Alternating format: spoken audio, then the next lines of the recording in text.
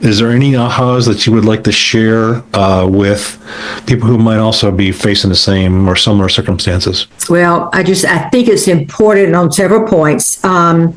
If you're dealing with dementia, get a diagnosis. I mean, that was a critical. Get that diagnosis officially made. Yeah. And also use your resources. I thought I could handle this all by myself, and I realized I could not do it. It was too big of a job. Mm-hmm. There are a lot of resources out there. If it's a life-threatening situation, Adult Protective Services, you've got all kinds of services in your community that will help out with seniors. Welcome to the Carolina Senior Talk Podcast, your trusted source for all things related to senior living in the Carolinas. In each episode, we'll guide you through the best locations, offer advice on buying a home, and share tips on relocating within this beautiful region. Whether you're exploring new senior communities, considering a move, or looking to invest in your current dream home, we've got you covered. So sit back, relax, and get ready to discover everything you need to know about senior living in the Carolinas. Well, hello, listeners. Welcome again to another episode of Carolina Senior Talk, where we talk about all things senior. This episode is going to be slightly different in that my guests heretofore have been people who serve seniors and provide services or products or maybe communities. We have none of those today, but we actually are going to share a journey, an experience that was interesting in terms of selling a home, which I was involved in. So that's the first time I've talked about what I do. Like every story, there's a hero. And with no further ado, I'm going to introduce you to that hero. Her name is Sandra Riggins. Sandra, welcome to our podcast. Well, thank you. I'm glad to be here. Well, I think the world of you. You've impressed me with what you accomplished, and I wanted to share that because I thought there were several nuggets in your experiences that would be good for other people to hear. You and I went through an interesting journey, did we not? It was a very interesting journey, yes. In a nutshell, can you lay out the situation before I got involved? I had lived in this community now for almost 10 years, but I had known this couple for 9 years. They were an older couple, somewhat reclusive. They had no family, absolutely none, except for a sister who was about 88 years old and could not help out in any situation. And I realized that they did not have the resources available to deal with what they were going to have to deal with going forward. There are a lot of stories between that and where we are today, but basically I knew that they needed to have resources, financial resources, and the only resources they really had was the equity in their home. Right. And in their home. So I knew we had to sell the home, and that in itself was a journey, getting the approval to do that. But anyway, I knew that I had to sell the home, and thus you came in the picture. Well, they found an angel living next door to them and in the place of you, and I think they are blessed in that respect. Tell us a little bit before we get into the details of the situation. Tell us a little bit more about you. Where are you from, and how did you come to be here? Well, unlike a lot of people in North Carolina, I was born and have lived here for 76 years. So a native. Very happy to say that. But yes. I was a nurse for 45 years. I retired and moved down to this area to be closer to family, of course, because I knew somebody'd have to take care of me one day. And so I moved down here to be closer to them. So that's basically my professional background. And when you are not professing, what do you do for fun? Well, I've come out of retirement twice. Yeah. And currently I'm working in a quilt shop, which is my love because I love to quilt. Yeah. And so that's my joy place I go to. And I love to play dominoes and cards. And I have a very strong community group here that we get together. You've met some of the ladies, and I have. We get together and we play cards and dominoes once a week. And so I'm busy with my community. I'm president of the HOA, so I have to be out there and be involved. And so it's, my community is my life and my family, but I love to do those kinds of things. Well, I can tell you, as somebody who was president of an HOA at one point in my life, that is a thankless job, and thank you for doing what you do. The salary's terrible. Salary's terrible is right. But nobody ever comes to that meeting and says, Great job. Great job. It's Yeah. always an issue, but at this point in time, the community's, pretty well settled, I imagine. There's a couple It is. issues that pop up. Yeah. So, It is. well, thank you for doing that. All right. Now, you've got a very, very balanced disposition, a very responsible individual. Clearly, you have a lot of knowledge tucked away up there, but we're going to test that knowledge. And I always put people through what we call the gauntlet. So the gauntlet is nothing more than a couple trivia questions about us, the boomers. And let's test your memory, because this has stumped me a couple times. I think you wanted to do movies. That's your strength. Yay? Right. Yes? All right. So let's go into movies. All right. So I get to pick out the movie. Okay. Here's a movie nobody will forget. In 1960s, who directed the movie Psycho? A, Paul Greengrass. B, Alfred Hitchcock. C, Roman Polanski. Or D, Orson Welles? What say you? I'd say Alfred Hitchcock. You got it. Ding, ding, ding, ding. I didn't even look at that. I knew that one. All right. Let's go to, another famous movie. What is the destination? Oh, man, I don't know if I can remember this one. Yes, I think I do. What is the destination? 1968's movie 2001: A Space Odyssey. What was the destination? Where were they headed? A, Jupiter. B, Mars. C, Nebula 9. And D, Halo Galaxy. No idea. I'll say Mars. You say Mars. I'm thinking it's Jupiter. And it was Jupiter. Oh, good. That's all right. You got 50%. You pass. We may move forward now. Those are always fun. I always say that you could spend a whole podcast just doing trivia. It would be a ton of fun. It would be fun, yeah. Oh, my gosh. So here you are responsible. You find yourself in a situation where you're responsible for your neighbors, and they're in ill health at this point in time. There was some formality to those arrangements, correct? Yes. So one, the husband you had guardianship for, and then the wife you had power of attorney for, correct? Well, not right away. Guardianship came into place because, just to tell you a little story, the straw that broke the camel's back was I came home and their house was locked up. The husband was at a neighbor's house watching television, and he said that his wife had gone shopping. She cannot go shopping. So I did a safety, called the police in, then I called the fire department, and then we got an ambulance. She had been on the floor for a number of hours, and he had forgotten. And so at that point, she was admitted to the hospital, and he was placed in the behavioral care unit at the hospital. And they're the ones who asked me to be guardian, if I would be guardian for him, because there was nobody else. Yeah. And that was my first time of taking responsibility for him, was when he was in the behavioral care unit. So went to court, did all of that, and got guardianship. POA came later. Yeah. So it was Alzheimer's that he was. He was finally given an official diagnosis. And Dave, I've got to tell you, it is important to get an official diagnosis when someone has Alzheimer's or some form of dementia, because that is what allows you to have that ability to make decisions for them. Yeah. We're going to go a little bit deeper on those, but at some point in time, I imagine the pressure of the cost of healthcare came to the forefront, and it was that what forced you to visit, trying to tap into the equity. What drove that, and what were the options for you? Well, the cost was astronomical for nursing home and for memory care, and memory care is private pay. You don't get help from Medicare or anything with that. And so, and the Medicare part of it, the wife was very resistant to doing any kind of therapy or anything that would make her better. And so after a few days, Medicare was not an option. So they both were private pay. And so, I mean, that you're looking at about $14,000 a month. Wow. For both of them. Wow. Yeah. So you began exploring something above and beyond Medicare and Medicaid, which is equity. Right. Who did you turn to for researching this? I decided, one thing I had to learn early on was I could not do this by myself. First of all, to begin with, I had no legal right to do a thing for them. Right. And so I sought an elder lawyer who could give me advice on the best way to go. And we looked at all options. We looked at every possible choices that they might have. Now, remember, she was still considered cognizant and able to make her own decisions. And at that point, I got a power of attorney so that I would be able to help her in making those decisions. Now, one firm that you turned to was Elder Life Financial, and they're fairly well known, I guess, as a source of capital, but their primary strength would be bridge loans.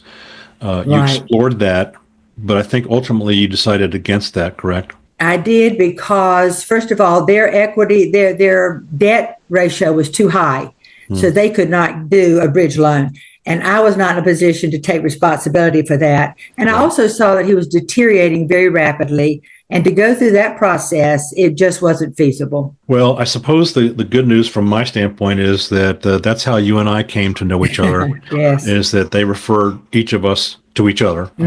And how quickly were we together and at the house after the referral was made? You were out the next day. Yes. I mean, you came very quickly, and I felt very good about that. It's a very lonely process to go through this and overwhelming. Yeah. But when you showed up, I felt like we were a team working together at that point. Yeah. Now, in spite of, okay, so now talk us through what the walkthrough was like for my initial walkthrough. Well, this was a gentleman who never gave away anything. He had a shed in the back and a greenhouse full of stuff. He had a garage that had probably 12 shelves full of stuff. And so every closet in his house was full of stuff. His attic was full of stuff. It was just, he collected every book and magazine that he's ever had in his life, and he never threw a thing away. Yeah. So that was what we walked into, was a house that was very neat and very good appearing. But when you open doors, there was another world there. Yes. I would love to have, I never had the pleasure, I guess, of meeting him, but I would love to have had that opportunity, because he was clearly, there was a method to his, whatever he did.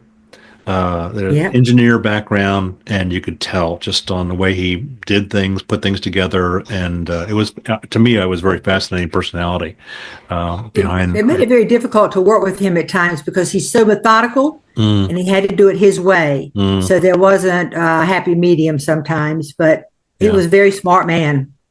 I think the word that jumped out at I think from you, I think, was just how overwhelming all of this was. There was so much in the house, not quite hoarding, but there was just a lot of stuff in there. I call it organized hoarding. Organized hoarding. There we go. Yeah. So what were the top things that kind of rose to the surface in terms of, what we needed to get done? What did we need to do? We needed to organize. Yeah. We needed to have a plan. And you got in touch with Deb, who came in. She's an organizer. I don't know can't remember her last name. Deb Seiler from Breathing Room, right. And she was the beginning. And so she came in and helped me organize. I had a job to do, but she helped me organize it into what we wanted to sell, what we wanted to keep, and what we wanted to throw away. And so she helped me get a starting point, and I felt like I knew direction. Now, another interesting facet to this whole experience was that your hands were a bit tied, in that because of the guardianship, you had to get court approval. And so I put together kind of a timeline of all the things that we needed to do that we could see needed to get done. And that kind of gave you a sense of timing. And then you, shortly thereafter, I think you got formal approval. Is that your recollection? I had to get approval to sell anything over $5,000. The lawyer got that approval for me, because there were 2 vehicles plus the house that needed to be sold and its contents. And then we had to get permission to sell the house. And we got that through the court to sell the house. Yeah, I thought that was very interesting. And you and I, to make sure we were absolutely on the same page in preparation for moving forward, we had a conference call with the elder care attorney. And she stepped us through the legalities that had to be adhered to, and some of those things which were interesting to the listeners is, if you're under guardianship, court approval before you could even move forward putting the home on the market is essential. Number 2 was, you have to understand that there's an upset period involved. So that means that any offer and contract is subject to an upset period, which is 10 days. And all the terms are posted in the courthouse under lock and key, but for public scrutiny, which is very unusual. And then another person could come in with an upset bid, which has to be 5% higher in this county. And the biggest issue I felt like you and I dealt with was time. At least that's what I recall the attorney advising us. One is the time involved getting the clerk and the judge, the Superior Court judge, to sign off. And then we had the time involved with the upset periods. And then every time there's an offer made, if it's upset by 5% or more, you go into another upset period until it stops. And then you can move to closing. And then you have time involved getting final court approval on that. So the whole process is built to protect the interest of the ward in this case. Yes. Subject to that. So I thought it was a very fascinating process for those who haven't gone through it. Those are kind of the bullets on that. From a listing standpoint, it was imperative that we disclose everything. So it had to be in the MLS for the public to see that it is subject to a 10-day upset period and court approval. And any offer to purchase, it had to be acknowledged by all parties signing to that, that they understood what they were getting into. So that's the process of on that end. And then the other process was the power of attorney. Not nearly as formal. What did it take to get that set up? Well, I had been trying for a couple of years to get them to sign me on as power of attorney. They were very reluctant to do that. She would not make a decision without him, and now he has Alzheimer's, so he can't make a decision. Yeah. But I finally, when I got the lawyer, she went in with me, and we created a power of attorney to help her in handling her finances so that I could help her. In the event she was ever unable to speak for herself, I would be able to make sure she was protected. Yeah. And so I think the takeaway from that is do it while you can. Yes, right. Things are not exactly right. And for a lot of families, they had nothing in place, no living will, no power of attorney. There was nothing. Their thought was they would live and die together in that same little house. And so there was nothing there. So my advice is get it done, get those things in place while you can. And then the other takeaway, I think, is make sure you have the experts involved. So an elder care attorney is absolutely essential, and make sure you follow the process legally. Now, as it so happened, we didn't need to exercise that more formal process, and that was because the gentleman died. On March 25th he died. So so we no longer needed to exercise the rules, if you will, the process of guardianship in that case. So now let's go back and talk about the major items that needed doing. First, you mentioned earlier about organizing, decluttering, and I guess that's, I think you were telling me yesterday, it's like 3 buckets. And those buckets would be keeping, donating, and throwing out. Selling, Or selling, And that's difficult for anybody to do because of the emotional ties to the things that they collect over the years, right? Yes. So that's always a challenge. And so we engaged Deb Seiler with Breathing Room, and she did an excellent job. Any ahas or takeaways from that process? She was so organized, and she brought in these ladies, and boy, they whipped out and cleaned out cabinets and went through everything. It was just amazing. And the boxes started stacking up. They were so tall. It was, I could never have done this myself. I couldn't. And she came in with these skilled people and just took over and was going through stuff and organizing it. Yeah. She had arranged for places I wanted to donate to and what needed to be trashed. And, she just got it all organized. The second task or set of tasks that we had to deal with was the walls themselves. There had been a lot of things, shelves and decor and interesting things attached to the walls. And of course, then you end up with walls that are much like Swiss cheese, I guess. Yes, they were. So it needed to be repaired and painted. So we engaged Derek Milos, who is my long-term painter. He's done my homes with DIP painting. Anything that jumped out at you in that experience? No, they were very professional. They came in, they worked steady, they got it done in a day, and they just were very professional in what they did. Yeah, and one thing about his team is they're very neat, very clean. Although they didn't need to be, because the next task we had to tackle was the floors. Yes. So once the painting and the walls were complete, we had the flooring contractor come in. That was University Flooring. Good old Abe Nezrela, man, I love this guy.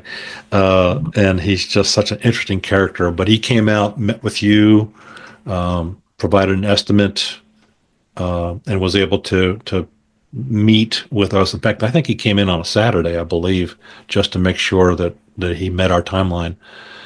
Yeah. He came in, and in fact, the guys out of no showed up at 5 a.m. that morning. Oh my And God. they had that floor, of course, they didn't have anything to work around, but they had all the floor were pulled up, new floor and carpeting put down. Yeah. It was just amazing. Yeah. And those floors, they definitely needed to be replaced. And Yeah. now there was a moment, again, you and I had a moment when we walked into that house after the floors and the walls had been done. And what was the reaction both you and I had? It was huge. There was so much space in that place, because all the units in our community are the same. So I knew, but to see it before and then to see it after all the repairs had been done and it looked fresh and clean like a brand new place. Yeah. It was just heartwarming to be able to see that this is what it could be. Yeah. I just remember how bright the space was. It's not a big property, square footage wise, but it sure looked big after that was done. And bright and spacious were the two terms that came to my mind. So I think that kind of underscores the importance of painting and doing flooring if you need to do the flooring, for sure, to get a home at its maximum value. And that's let me go tie that back. What was the ultimate goal? To make money for them, get some money out of their house. There you go. So we wanted to maximize that. And then we had several repairs, and we had Honeydew Services. John Thomas and his wife, Melissa, were very, very helpful. I think they both came out at some point in time. They did, yes. And there was always something that was popping up, so they were very flexible with that, and they were able to do it and do it well. So very appreciative of their. I struggled with whether to just sell the unit as is. Yeah. But I knew that I would not get maximum dollar if I did that. And so everybody has to make that decision to sell as is or to make those repairs. And I'm just so glad I made those repairs because it's ready to move in. And that certainly is something people want to see. Yeah, that's a valid question that comes up every time when I'm conferring with, consulting with somebody about, should I sell it as is or make the improvements? And it just depends on how much money you're going to need to put into the house. First of all, you don't want to do a major renovation just to get more value. But if you can make some minor changes, then you really make the house shine, literally. And that brings me to my next service provider, which was the cleaning service. That was, Liz Francisco with Creative Cleaning Solutions. She literally shined that day. She came out, and I thought the prices were amazing that she gave you. But I think the standout for me, for her, was the fact that we had an open house schedule for the next day. So that was a Friday. We had open house schedule for Saturday morning. So we needed to be ready to go. And I remember her standing with me in the foyer. She was looking at that floor and she said, I'm not happy. I'm just not happy because they didn't shine as much as she wanted them to shine. She came back at 6:30 Saturday morning and came out and personally put the finishing touches on those floors, and it showed. So kudos to her. She was another good resource. Good resource for sure. And then the other thing that I give them all gratitude for was the fact that they were all agreeable to deferring their payment. They understood the situation. There was no money in a pot that could be used to pay them. But they also understood that it was going to sell likely very quickly. And so they agreed to defer any payment until we closed. And that was a blessing. That was a blessing. Yeah, I agree. So then came the final stage, which was marketing. It made my job so much easier. Like I said, we had the open house on that Saturday. We had a dozen people come through, neighbors and people seeing the signs and people seeing on the internet come by to see this, and a lot of strong interest develop on that. But we had it under contract by Tuesday morning. as I recall. So I was 3 days on market, and I think that just exemplifies the hard work and that you put into it, that we all put into it, and it got the asking price, full That's price right. on that house. It sure did. Yeah. So it does pay off. Now that you've lived this, gone through this journey, is there any ahas that you would like to share with people who might also be facing the same or similar circumstances? Well, I think it's important on several points.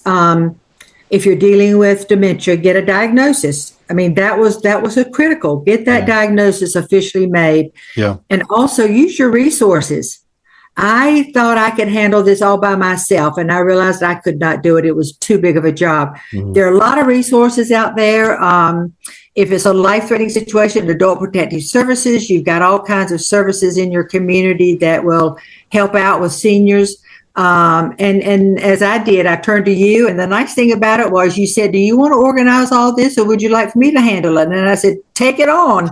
I didn't have to organize all this. that. And he took it on. So I didn't have to schedule all these people. He was right there taking charge of all of that, and always with a smile on your face, which was great, because that made, you had the patience of Job, I'll tell you, in dealing with this situation. But use the resources that are out there for you. Elder lawyers, get the people involved and educate yourself about what to do. I have learned so much in this process, and it's still in working with the wife. I'm still learning about what to do to protect. My whole goal is to protect them. Yeah. And to make sure their resources are protected, since there was nobody to speak for them. So family is so important. No matter what, family is important. And when you have no family and you're out there by yourself, you need an advocate. But remember, family is so important, and be there for your elders, and be prepared. Yes. We're all going to get old. We're all getting old. And, you said one word that really jumps out at me, which was advocacy. We all need an advocate.